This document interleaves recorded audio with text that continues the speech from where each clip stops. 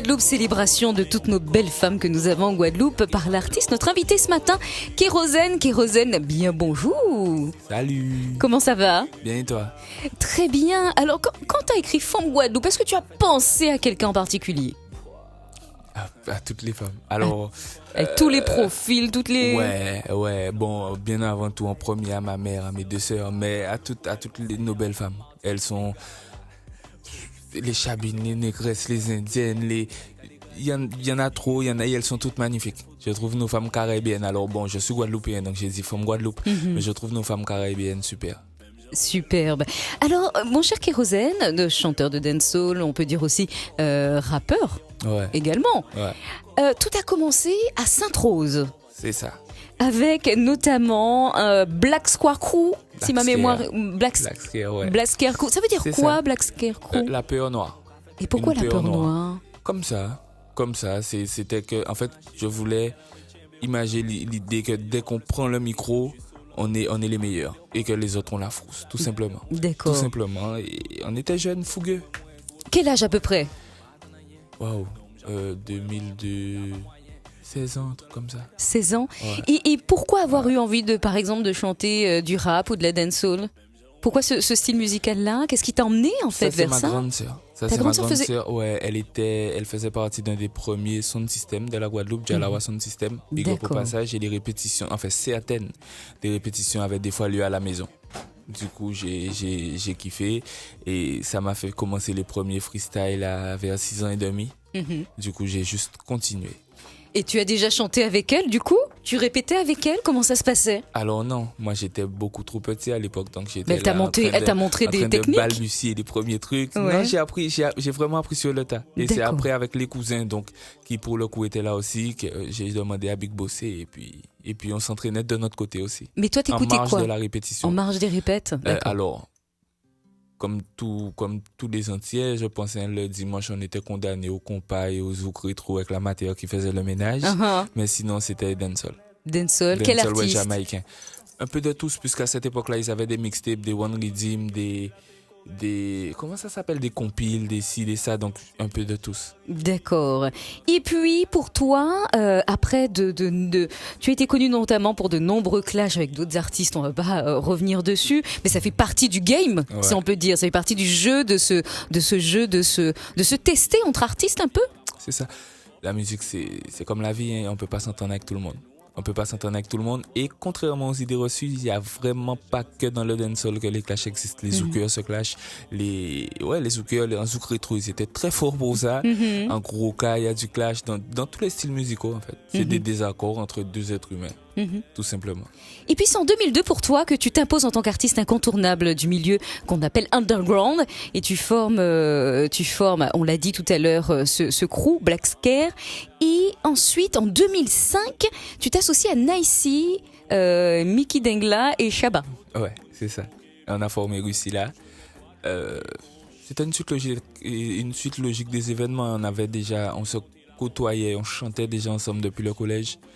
On a juste continué, on a un peu formalisé, officialisé tout ça. Et ouais, ici là en 2005, fin 2005. Et en dehors de ça, on a face à nous un artiste, mais pas que, un père de famille, très proche de son fils. Et on écoute un extrait de Petit à Papa. Tremblé, ancien Guadeloupéen, tremblé, devant Guadeloupéen, tremblé, ancien Guadeloupéen, en bas bon Dieu, en bas ailleurs. Quand tu parles dans Petit à Papa, on sait que, pour ceux qui te côtoient de près, que tu es un père qui ne rigole pas avec l'éducation. Ouais, c'est important. Alors, trop souvent, j'ai entendu les pères antillais, ils ont 20 enfants, ils s'occupent pas de leurs enfants. Déjà, c'est quelque chose auquel il faut mettre un terme, premièrement. Pour les rares fois, c'est vrai. Enfin, pas forcément rare, mais bon, pour les fois, c'est vrai. Et puis, les petits, c'est notre avenir. On aura besoin d'eux, on aura besoin de leurs compétences. Donc, si on leur donne pas la chance de développer leur potentiel au maximum, on se tire nous-mêmes une balle dans les pieds. Tout simplement. Donc, même si c'est pas les nôtres, il faut essayer d'éduquer, d'élever les petits autour de nous. Si, par exemple, qu'est-ce que tu n'autorises pas à ton fils de faire? Je sais que sur les devoirs, ou pas qu'à blaguer. Ouais.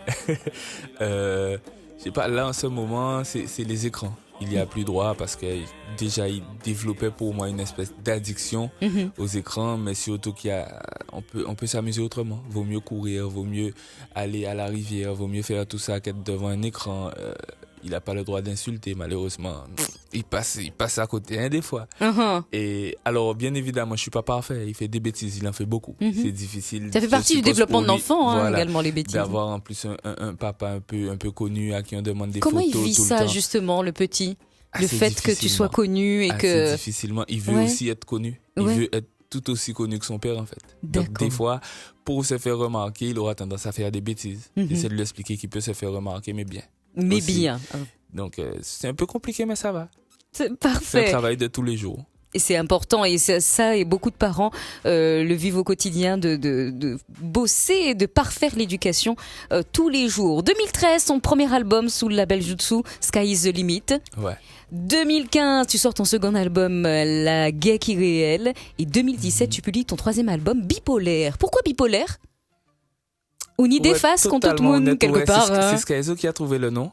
Skyzo de Jutsu, justement. Et ça m'a parlé tout de suite. Ouais, j'ai deux phases. J'ai vraiment deux phases. Tu sais, tout le monde n'assume pas ces deux faces, hein. Ouais, mais Mais bon. on a tous deux faces. Je pense. On a tous un côté. Et moi, je l'assume. Ça fait partie du personnage. Et même, c'est normal. C'est normal. On peut pas être tout beau, tout sourire tout le temps. C'est faux, c'est qu'on est hypocrite. Et je suis tout sauf hypocrite. Donc, j'assume pleinement mes deux facettes. Parfait. Alors, il y a des auditeurs qui veulent te poser des questions, Kérosène. Alors, je sais pas du tout ce qu'on va te demander. Hein. D'accord. Est-ce ou Paris? Toujours. On y va. 1 minute pour poser toutes vos questions à notre artiste. Alors, on me dit qu'on a Stéphanie au téléphone. Bonjour Stéphanie. Bonjour. Bonjour. Alors, je te laisse Bonjour, parler à Stéphanie. Kérosène. Bonjour Kérosène. C'est un Salut. honneur pour moi de pouvoir te poser ma question. Ok, d'accord, je t'écoute. J'aimerais beaucoup savoir comment tu arrives à concilier ta vie de famille, ta vie d'artiste et ta vie de militant. Waouh. Ah, elle fait bien de le préciser, militant. On allait y venir. Ben, comme tu l'as dit, je dissocie vraiment tout. Sur les réseaux sociaux, j'expose pas ma famille.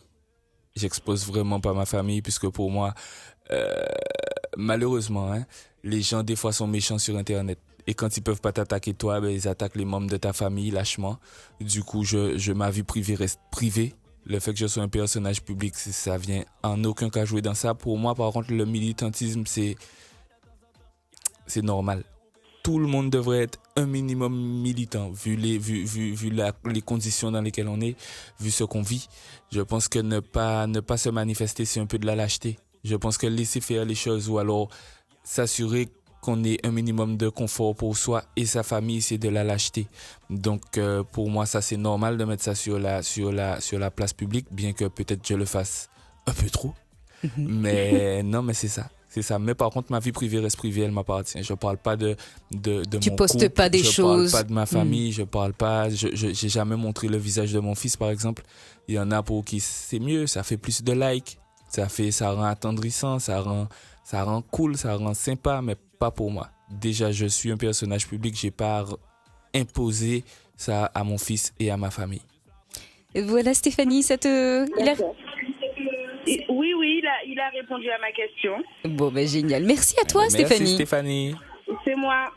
Alors Kérosène, avant de se quitter, effectivement, tu as un gros côté militantisme. Il y a des choses dans lesquelles tu t'impliques. Il n'y a pas si longtemps, c'était par rapport aux jeunes, par rapport à ce film au cinéma avec cette petite fille. Quelles sont les autres choses dans lesquelles tu t'impliques? Un peu de tout, hein. L'eau, l'hôpital. J'étais debout tous les jours pour l'hôpital. En fait, dès qu'il y aura un truc qui va pas, je vais m'impliquer, pour être honnête.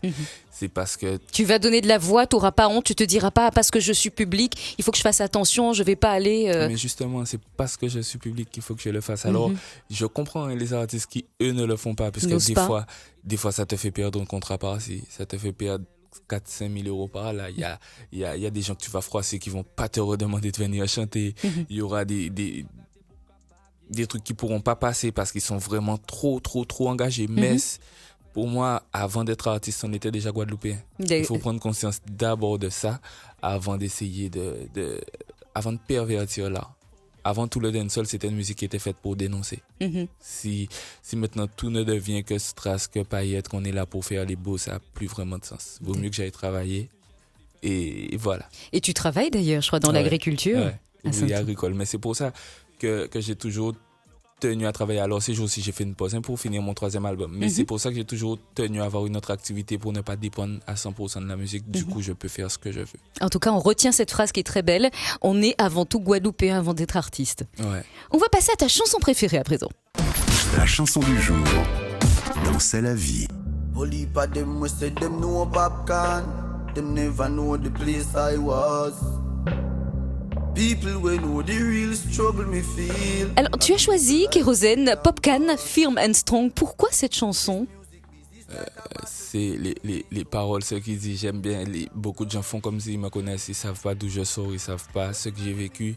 Il y a qu'un cercle très fermé qui sait vraiment ce que j'ai traversé, et il y a que Dieu qui me renforce. D'accord. C'est ça. C'est pour ça, puisque on en parlait, tu es un personnage public, tout le monde s'autorise le droit de te juger, de juger tes actions. Tout le monde croit qu'il te connaît ou sait mieux que toi ce que tu devrais faire. Personne ne sait ce qui te pousse à faire ce que tu fais, ce qui te motive, ce qui fait que tu restes solide tous les jours. Et ouais, le son, il me parle beaucoup. C'est ton histoire. Ouais. Parfait. On arrive à la fin de cette interview ensemble. Kérosène, on a passé un joli moment ensemble. On va se quitter sur Père Fouettard, mais tu vas quand même nous donner tes actualités. Ben là, ces jours-ci, j'enchaîne les singles sur YouTube et ensuite 4e album. Quatrième album qui album, arrivera ouais, quand à je peu peux pas- près? Je vais faire le maximum pour que ce soit fin 2020, mais je peux pas vraiment donner de date puisque là, cette fois-ci, je vais essayer de faire les choses en grand. Donc, je peux pas vraiment te donner de date, mais j'essaie de faire le maximum pour que ce soit fin 2020. Fin 2020. Merci beaucoup, Kérosène. Et encore merci de nous avoir fait partager un peu de ton univers. Et puis, je retiens que tu as dit, avant d'être artiste, on est avant tout guadeloupéen, donc on doit s'impliquer dans les causes du pays. Et ça, c'est super. Félicitations. On se quitte sur Père Fouettard. À bientôt!